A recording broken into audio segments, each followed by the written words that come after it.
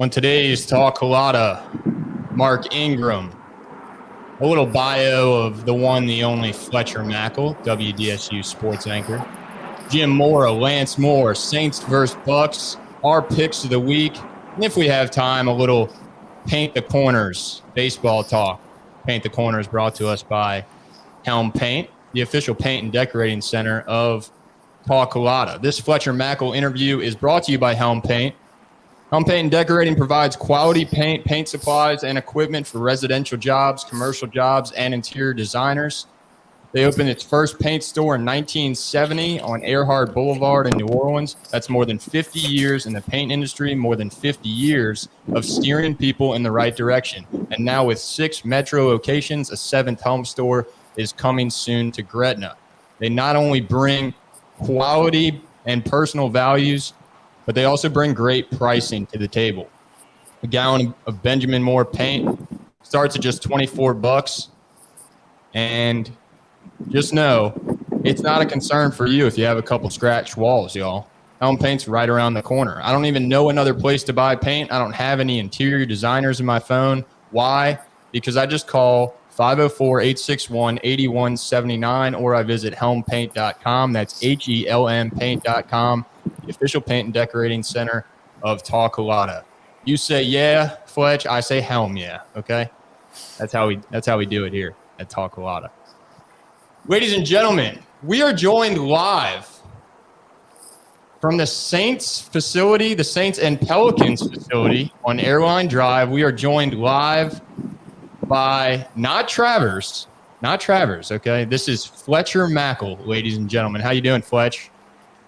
I am doing well. Thanks for having me. Yeah, Pelicans practice this afternoon, Saints after that. So a busy day out here on Airline Drive on the NFL and NBA campuses. A glorious day. The weather is perfect after some rough weather on Wednesday. I think it's going to be nice for the rest of the week. So thank you for letting me do this outside and getting a little sun on my face and then bolting out of here to go cover our teams. Yeah, you're getting a little tan there. And I gotta say your name one more time because, like I told you before we went live, this is the first time TalkCulotta is going live on Instagram. Hopefully the people can hear me on IG. They, however, cannot hear you unless they can catch, in my headphones. So we're just trying out a little new angle, and hopefully it'll drive people to go to Facebook and, obviously watch the clips and everything afterwards. So the song that I've been playing to start the podcast on Apple and Spotify, Fletch, has been It's Not Unusual by Tom Jones. Okay. And one thing that's not unusual right now for Saints fans is to have big trust Mark Ingram back on the team. And I'm wondering what you think about that. I did kind of come up with my own little tweet and just kind of thought of something today that maybe you haven't thought of. So if that's the case, then I'm proud of myself, but that is that, at one point, obviously they had Lamar Jackson and Mark Ingram, 2 Heisman Trophy winners on the Ravens. I think at one point the Titans had Marcus Mariota and Derrick Henry, in recent years, but I'm pretty confident. I did my research, but I'm pretty confident the Saints are the only NFL roster now with 2 Heisman Trophy winners. But, first and foremost, thoughts on Mark Ingram joining rejoining the Saints. Yeah, obviously, Jameis, the other Heisman Trophy winner you're referencing here. I think it's a great move. Look, as somebody who's covered the Saints here for WDSU since 2002, you get to see interactions in the locker room and what players mean. I'll go back even further. When Sean Payton and Mickey Loomis had to make some tough decisions in 2013, and they had to let a slew of guys go in a salary cap move. It was Sproles, it was Lance Moore, it was Roman Harper, it was Malcolm Jenkins. They talked about making mistakes, not realizing how much those guys meant in the locker room, specifically a guy like Malcolm Jenkins. I was a little surprised back in 2019 when Mark Ingram and the Saints couldn't get a deal done in free agency, because I can't express to you enough, in your listeners and viewers enough, how much Mark Ingram meant inside that locker room. He's a guy that was just beloved. And on the field, obviously, in that 2017 and 2018 season, when the Saints got good again starting in 2017, he was instrumental in their success. He's the Saints' all-time leader in rushing touchdowns. He's number 2 in rushing yards. And if he plays the rest of this season, he'll catch Deuce McAllister. He's less than 100 yards behind him right now.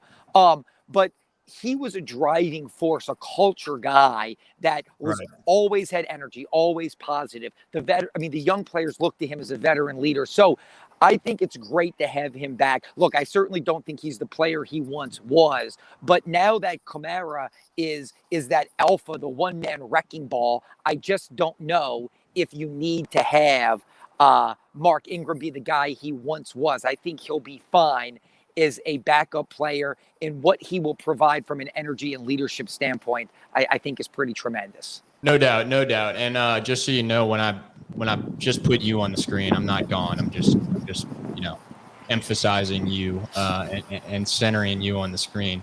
But yeah, I mean, look, I had the humble honor, I guess, just to work on the Saints training camp as an intern when I was in college, and I posted it on Facebook yesterday, because I was pumped about Ingram, coming back to New Orleans. And one thing I remember was, at the time, a lot of the local media was asking him the question, why aren't you getting more involved in the pass game? Why aren't you, the true starting running back? Why are we running by committee and things like that? And it was really kind of powerful how he responded to that question. He said, I didn't think of being a Heisman Trophy winner. I didn't plan on that, but I know that I can do anything and everything. I can catch screen passes. I can run routes. I can run up the middle. I can run outside. And, obviously that was 6 or 7 years ago when he said that, but just talk about his ability to really,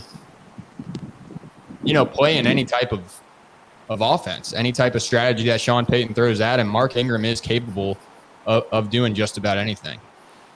Yeah, and look, I'll go back because I was there draft night. The Saints in 2011 drafted Cam Jordan, 24 overall, traded back into the first round with New England at 28 and got Mark Ingram, gave up a first-round draft pick in 2012 to get him. So I know they liked him. The one thing I always appreciated about Mark Ingram was he was never negative. He was always positive, and he understood how much he had to work. Look, I think Alabama is such an amazing program that is at such a different level than every other college program. Look, no offense to other college programs. It's just different. It's better. It's at another level than everything else. But it also, because of that level they're at, I mean, I could have run through the holes that Mark Ingram ran through because of the road graders he had at Alabama. And because of the guys he had, Mark Ingram came in and was a fantastic running back, but he wasn't a complete running back. Pass protection was something he got better at. Catching the ball out of the backfield and being a viable threat in the screen game was something he got better at. He didn't come in polished, and that there were struggles at first in 2011. I remember even in 2012 and 13, there were people talking about would they trade Mark Ingram at the trade deadline. You have to remember, this is a team that didn't pick up his rookie fifth-year option because he was a first-round draft pick. Now, he eventually had a breakout season, and they agreed to a longer-term deal. But this is somebody who came in and worked hard to get better and become an elite Pro Bowl running back in this league because of where he played in college and the talent he had around him. He wasn't a polished product coming in, but he worked so hard to get there, and he became awesome in pass protection, awesome in the screen game, and one of the most complete running backs, not only in franchise history, but in the NFL when he was at the peak of his career. And he did it without getting disgruntled or getting down or with media criticism, kind of getting snippy with the media. None of that. And so that is one of the things that over time, I hope fans and I know people in the media truly appreciated about Mark Ingram. Yeah, no, I love that. And let's see, we got a question from Instagram, just taking us off topic completely. But should I take the Seahawks or Jaguars for my parlay? Don't bet on the I would say- Jaguars. yeah, I was just going to say, I would never bet on the Jaguars. So, I mean, that seems like an easy question to me. Yeah. Don't bet on the Jaguars. That's Fletcher, Mackel, and my answer combined. But one final thought on Ingram is it just obviously from the outside looking in, you can't ever illustrate or say with confidence what's happening inside a locker room. You can always ask a coach in a press conference. You can always ask a player in a press conference, but you have no idea unless you're, Adam Schefter sneaking into, teams' locker rooms. I don't know how that guy gets all the facts first, but what I'm saying though is what you can see inside the locker room is when Alvin Kamara and Mark Ingram go on with Prime after a game, a couple of years ago, and I forget the name of the segment. You ball, you get the call, right? And those were just classic moments between those two. I can't find, agree or disagree with me, and you've been closer up to their practices and those two in press conferences, obviously, through WDSU. But I can't find a better relationship or friendship between two running backs in the NFL than when Alvin Kamara and Mark Ingram are balling out together. Yeah, look, I remember back in 2017, and that was one of the things I always liked about Mark Ingram. He embraced Alvin Kamara, and they were fantastic as a duo, and that was, I think, one of the large reasons for the Saints' success. Those two and what they were able to do offensively. But I think it says a lot about Mark Ingram. I mean, especially when Alvin Kamara became something special and you looked at this player as, hey, this is the future. He didn't shun him. They embraced each other and had a fantastic relationship. But I think it gets back to, something national people may not see. They may hear, but the people that cover the team on the day-to-day get to see the interactions and how the players respond amongst each other. And Mark Ingram has always been one of those guys that people gravitate towards because he's funny and he's smart and he's positive and he's a hard worker and he's a great player. And so, again, having him back, watching not just how Alvin Kamara responded, but, I mean, when he left here, I remember how upset you saw, understanding it's a profession, so upset to a certain level there. Sorry about that. The wind just hit me there. Jack, Fletch, you must have played Loyola baseball with that quick catch. That was a grave. The tripod, the wind gust just came through and hit my tripod. Sorry about that. Yeah. But for the Instagram viewers who can't see Fletcher, he almost just dropped his phone and broke all kinds of things. I even brought the tripod to put the phone on, and that wind gust that just hit us here almost knocked my tripod over. But I think that it speaks a lot about who Mark Ingram is. And that's why everybody is excited to have him back here, because not just his relationship with Alvin Kamara. Yes, that was special. And they did the media interviews together and they became very close. But even a guy like Roman Harper, who used to be with us at WDSU, who's now at ESPN and was a team captain here, he talks about how great, and they're both Bama guys, but he talks about how great Ingram was and how big of a loss it was. So this was a guy that I can't express enough how beloved in the locker room he was during his time here and will be again now that he is rejoining the to think that they're going to get vintage Mark Ingram from 2017 player on the field, but I think he's good enough to fill a backup role 10 to 15 snaps a game to alleviate some of the pressure on Alvin Kamara. I think he'll be juiced about being back here, and the team will be excited to have him back. And so, again, I think just it's a win on a lot of fronts. The role that he will fill here suits him fine at this point of his career. And from a intangible standpoint, it would have been hard-pressed for both sides to find somebody who's more perfect. No doubt. We're here with Fletcher Mackel, WDSU sports anchor. He's joining us live from the Saints and Pelicans facility. And with that said, the Saints and the Pelicans now both have an Ingram on their team. And that's pretty cool. So just looking at, Fletcher's profile, Fletcher's bio, obviously sports have always been a big part of his life. The son of a professional golfer. He played baseball in high school at De La Salle. He was the team captain of the Loyola University baseball team during his senior year. And Fletch, I don't know if you noticed, but I'm repping a Loyola baseball jersey right now. I like it. I like it. Yeah, there you go. Yeah, definitely good memories of the Wolf Pack circa like 96, 97.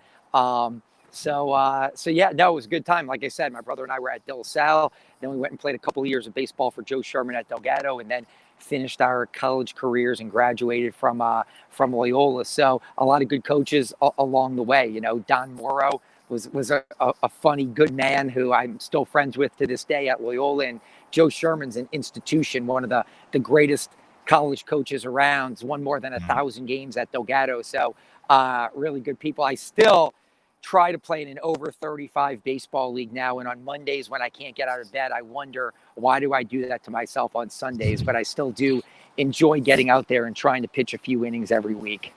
No question. Since arriving at WDSU as a sports anchor and reporter in the fall of 2002, Fletcher has covered some of the biggest events in Louisiana sports history. The Super Bowl championship obviously ranks number one, but Fletcher was also on the field for LSU's 2 BCS national championships in football and for the Tigers College World Series championship. He's covered 3 NCAA Final Four championships, 2 in New Orleans and 1 featuring the LSU Tigers in Indianapolis.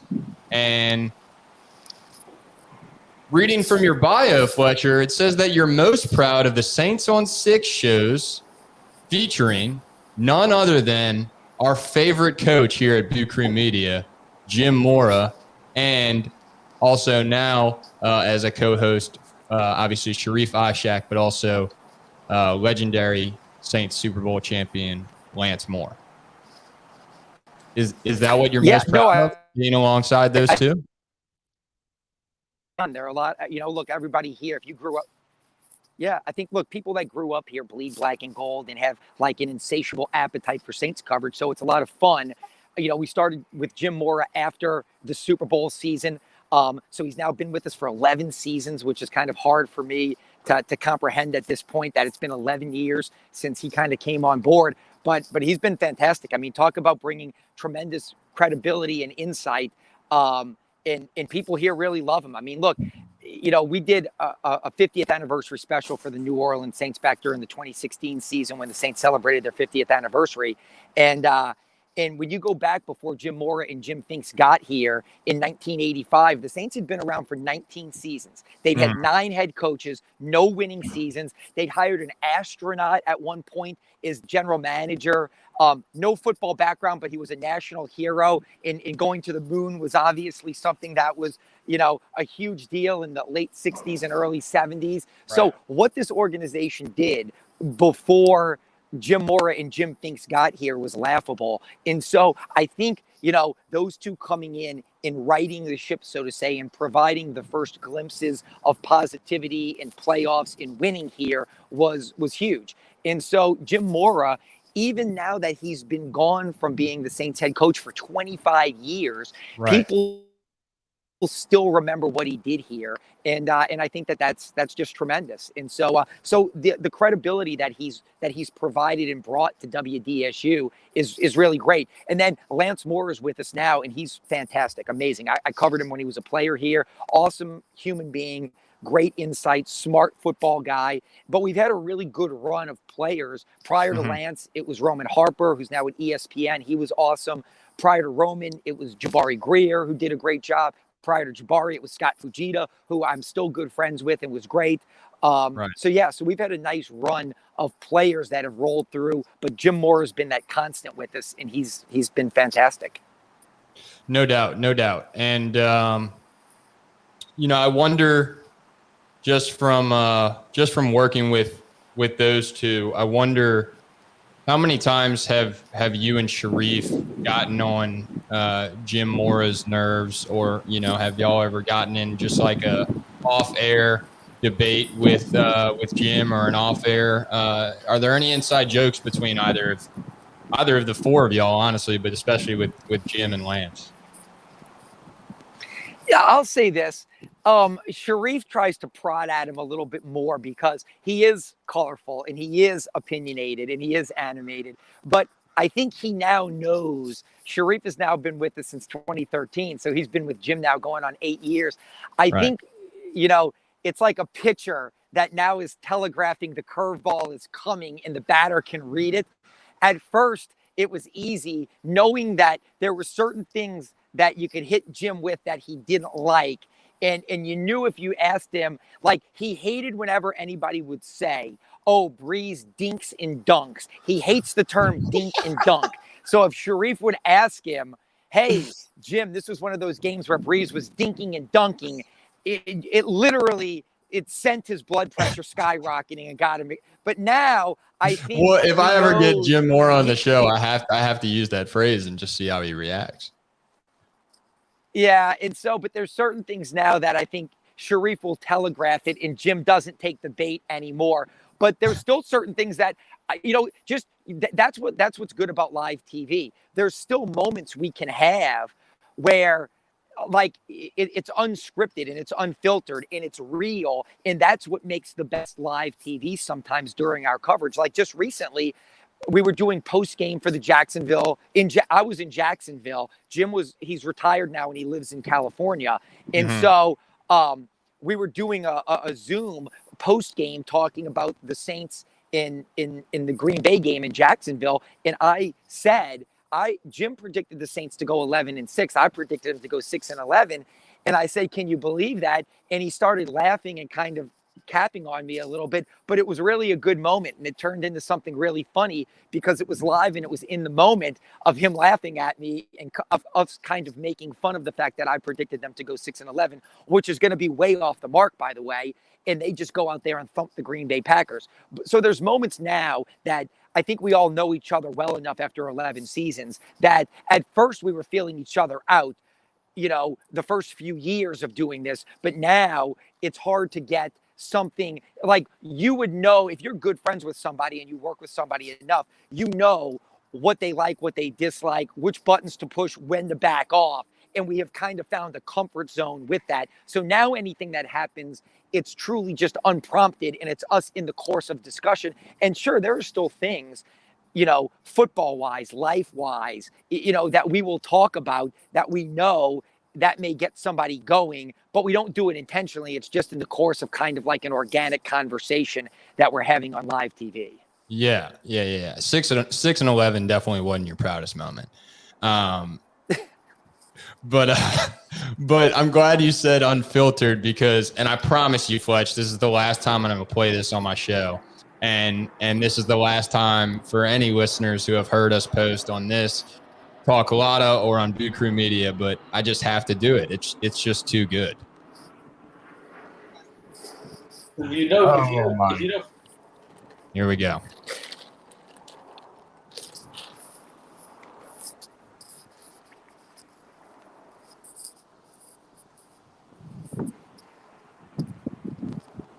A moment. That's all. Oh, why can't I find it? I appreciate it.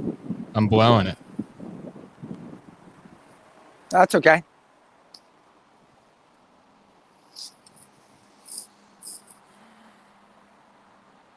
I got the wrong one. Okay, here it is.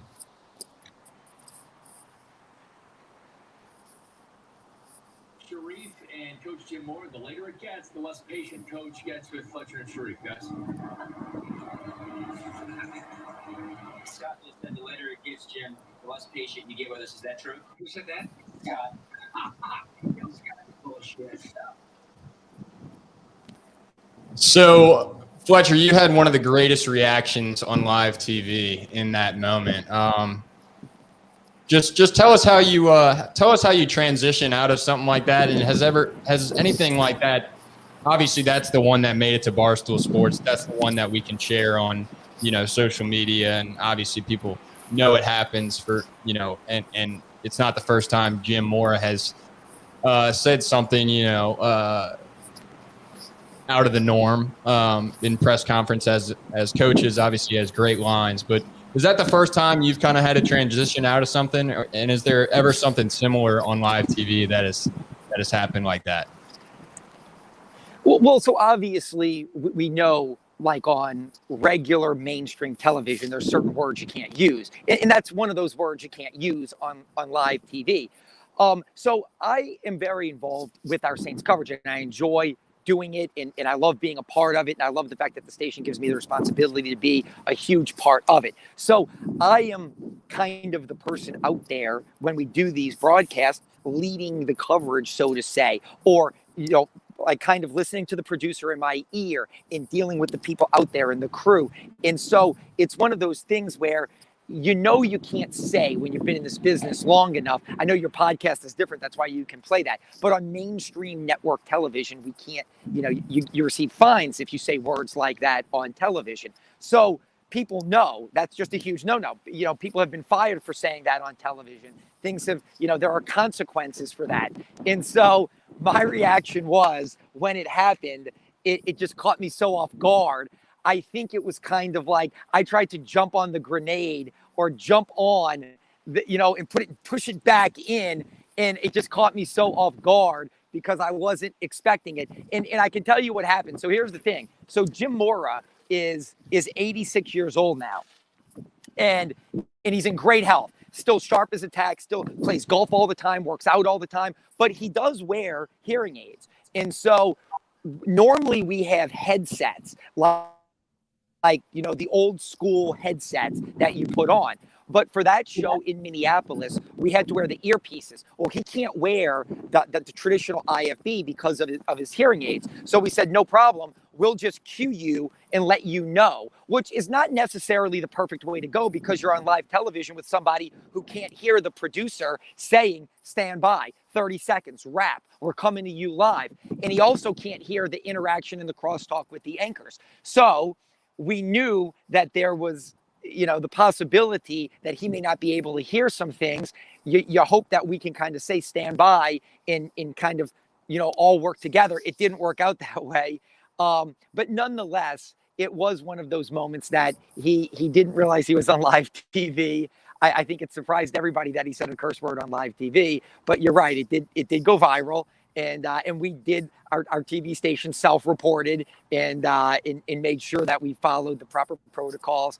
Something like that happened on live TV, on network television, and on local, you know, affiliate network television. And but yeah, obviously people got a big kick out of it. And then my Sharif smirking and me trying to jump on the grenade in the moment there. I don't know what else you do. If I didn't care, I probably would have laughed and said, oh, ha, ha, ha, that's funny. But being a part and invested in what you do, I equate it to this.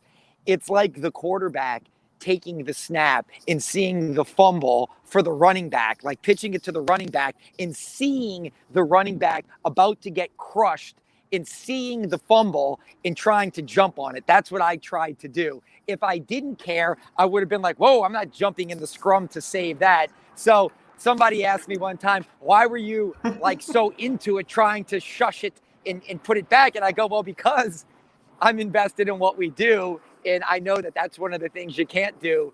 So my reaction was, oh no, let me jump on the fumble here, even though the ball had been fumbled and the other team had already recovered.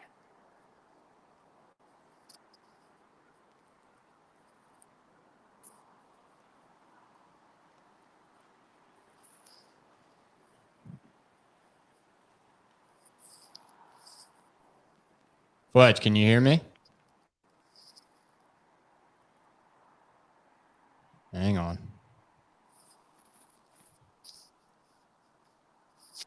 Fletcher. Yes. Can you hear me? Yes, I hear you, Jack. Oh, okay. All right.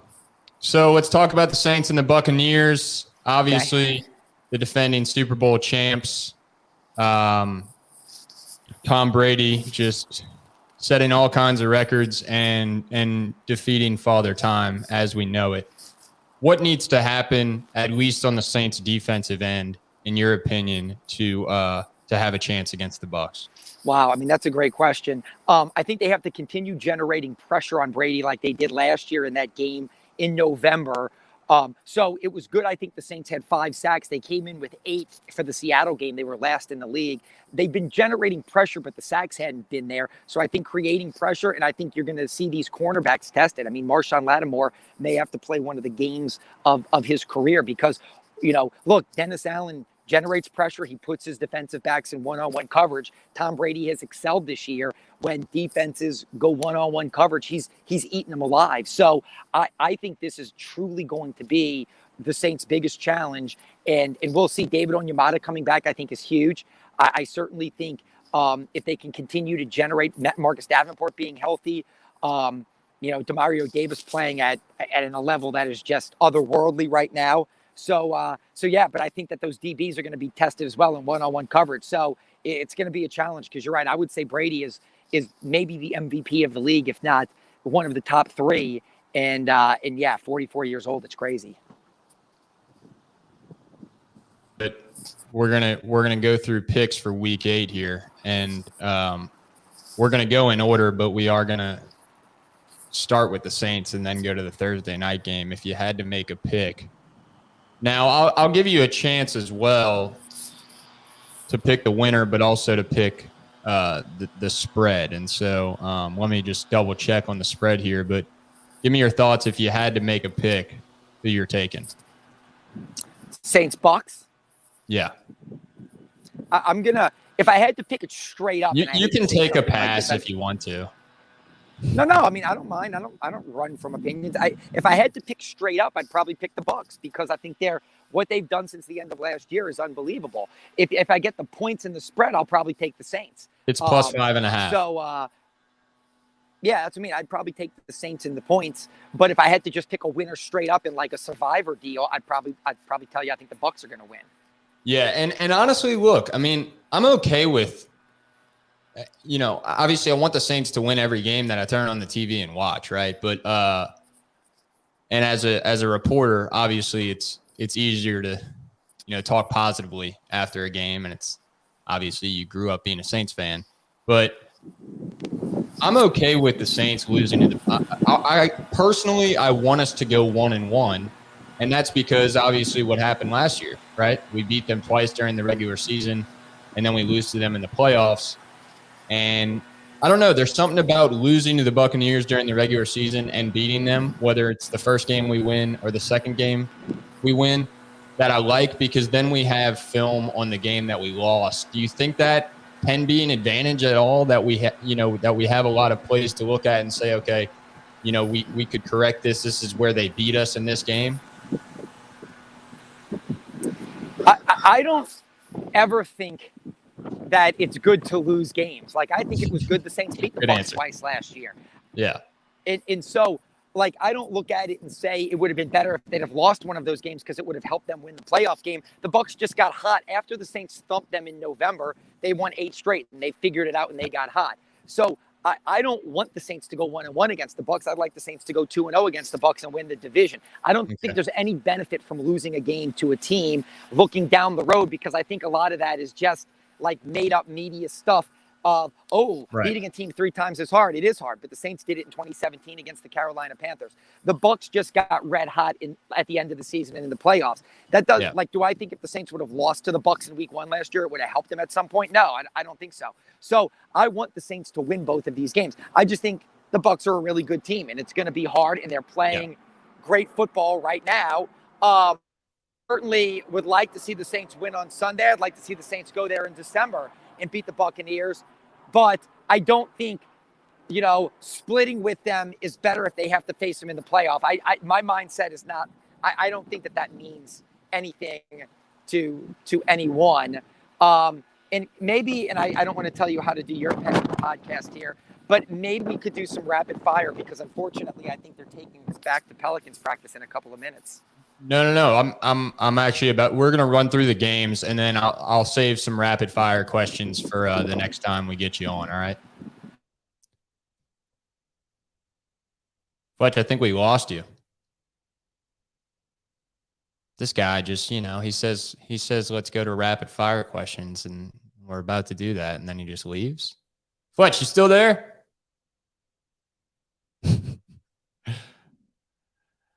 All right, folks. Well, I'll give you a run through of my picks for week 8. There he is. He's coming back.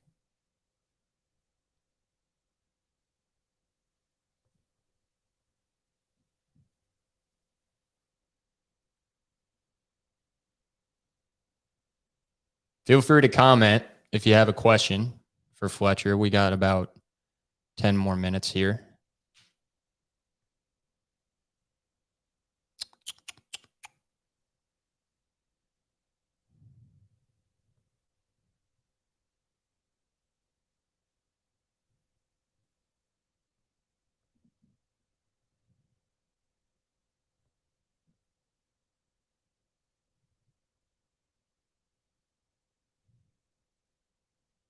All right, I'm going to get started. It looks like Fletcher's trying to come back, but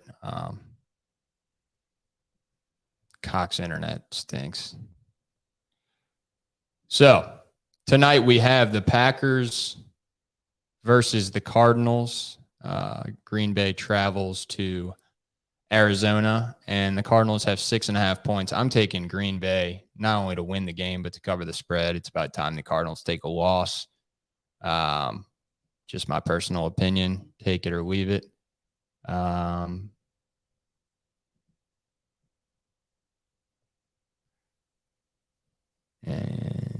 Fletcher might not be back. Oh, there he is. Hey, buddy. What's up, dude? Sorry about that. It's okay. So let's just go through for the last 5 minutes. Let's go through our picks for the week. All right. Okay, quick. All right.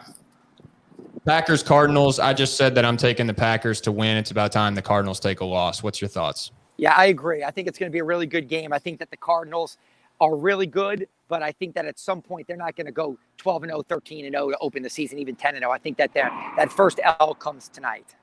Okay. Dolphins travel to the Bills. Easy pick here. Yeah, Bills all the way. No chance for the Dolphins. The Panthers travel to Atlanta to play the Falcons.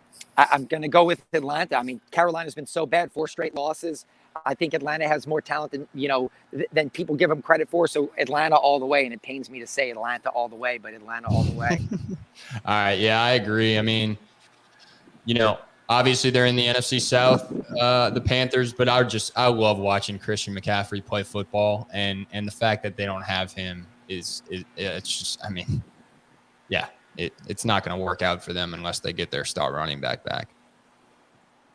Okay. Eagles travel to Detroit. The Lions are they 0-7? They are, and I think they get their first win this week. They've lost, I think, 3 games on walk-off plays, either field goals or a touchdown at the end of a game.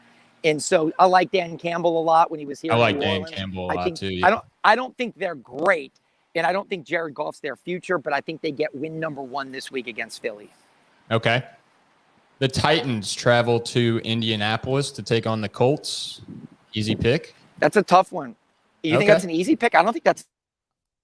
Dude, I don't know if anybody can stop really Derrick Henry. That's why really great. Yeah, I don't know, but I know it was a sloppy game, but Indianapolis won a really big game. I think that's going to be a much tougher grudge match. That's a toss-up to me. I don't know how to pick that one. I get that Derrick Henry's coming off a monster game, but I still think Indianapolis has a good front, and I think that they picked up a big win in the slop in San Francisco last week, and I think that's going to be that's a pick 'em for me. Yeah, I mean, look, you're right to say that it's a tough pick because it's a 1.5 point spread, and actually it's in favorite. The favorite is the Colts, which is kind of shocking to me, but I guess maybe home field advantage. I would take Titans money line if you're a gambling man. The Rams travel to Houston to play up there with one of the worst teams in the NFL, the Texans. Yeah, I mean that's an easy pick. I mean the Rams are awesome and the Texans are a disaster. So I mean that is take the Rams in the points all day. I mean the Rams are really good. Yep, it's a 14.5 point spread for the Rams. The Bengals, arguably the greatest team in the AFC, along with the Bills. Joey B, Jamar Chase. I saw Thaddeus Moss is potentially returning to the active roster, and they're playing arguably the worst team in the NFL, the Jets. Yeah, I mean, look, I don't even know who the Jets are playing at quarterback. Are they going to play, the young backup? Are they going to make Flacco the starter this week? It's crazy. So I would definitely straight up take the Bengals. What's the spread on that? It's 10.5. But I would still probably take the Bengals in the points. Okay. Steelers. Yeah, I mean, look, the Bengals. I don't know if the Bengals are the best. Yeah, I don't know if the Bengals are the best team in the AFC like people are saying, but I certainly think they're a playoff team this year and they're good. I do think it's going to catch up to them a little bit. I still like other teams in the AFC more than the Bengals, but against the Jets this week, take the Bengals. Yeah, I like the Bills and the Ravens in that conversation of best team in the AFC, but the Bengals certainly proved that they're here to stay after beating the Ravens. The Steelers travel to Cleveland to take on the Browns. Yeah, I mean, look, that's a tough one. I mean, both of them had ups and downs this year. That to me is another pick 'em. I'd probably lean towards the Steelers, but again, that's another one kind of like that Indy Tennessee game is a little bit of a pick 'em for me. Okay, we got 4 or 5 more. 49ers versus Bears in Chicago. Same thing. I mean, again, both teams struggling right now. I'd probably lean 49ers just because the Bears are such a disaster and Justin Fields doesn't look ready. But again, who knows what happens this week? I just don't know. I mean, I think that's two struggling teams, but I feel like I like Shanahan better than Nagy, so I'm going to go Niners over Bears. I agree. I'm going Niners. Jaguars travel to Seattle to take on the Geno Smith-led Seahawks. Yeah, I mean, don't ever take the Jaguars in anything. So to me, Seahawks. I agree. I believe in Geno on that one. Patriots travel to Los Angeles to play the Chargers. I would take the Chargers. I think the Chargers are one of the better teams in the AFC that could make a deep run. I love Justin Herbert. I love their coach. Joe Lombardi's their offensive coordinator from the Saints here. So I'm high on the Chargers. So I go Chargers for that one. Yeah, they're 5-point favorites. The Washington football team goes to Denver to take on Teddy Two Glove and the Broncos. Look, again, same thing. I'd probably call it a pick 'em. The Broncos started off hot like Carolina. They've had a run of losses. I don't think Washington's very good, though. So it's kind of a pick 'em for me. But since it's in Denver, I'll go with Bridgewater and the Broncos. 2 more, Sunday Night Football and Monday Night Football. Cowboys go to Minnesota to play the Vikings on Sunday night. Yeah, I think the Cowboys are really good. I think they can make a Super Bowl run out of the NFC. So that's an easy one for me. That's Cowboys all the way. Okay, I agree. And then finally, the Giants, the New York Football Giants, go to Kansas City. I'm taking the Chiefs in this one on Monday Night Football. I think the Chiefs just absolutely pummeled the Giants. I really do. I think Andy Reid's going to light a fire under their asses in Kansas City and just get after it. I would agree with you. I think it's a get-right game for Kansas City that has had some struggles this year, injuries. I think this is a game when they look to show everybody, don't forget about us. And the Giants are probably the perfect team to do it against. Last question. Who's your favorite WDSU intern? That would be you, Jack. I mean, you are just like in the race to the medal stand, you're a top holding the gold. So, and whether or not I actually believe it, I believe it right now because this is your podcast. So you could have said someone else. Yeah. So there you go. Ladies and gentlemen, this is Fletcher Mackel, sports anchor at WDSU. He's joining us live from the Saints and Pelicans facility on Airline Drive. This is TalkCulotta, where we talk a lot of sports. Fletch, thank you so much for joining us, and I'll let you get back to work, my friend.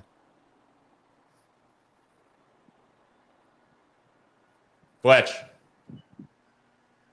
All right. I think I'm losing you again. My Wi-Fi. Wi-Fi at the Saints is usually rock solid here. So I just said farewell. All right. Well, farewell. I'm going to go cover our practice now. Thanks for having me. Yeah, man. Get after it. Thanks a bunch for joining us. Later.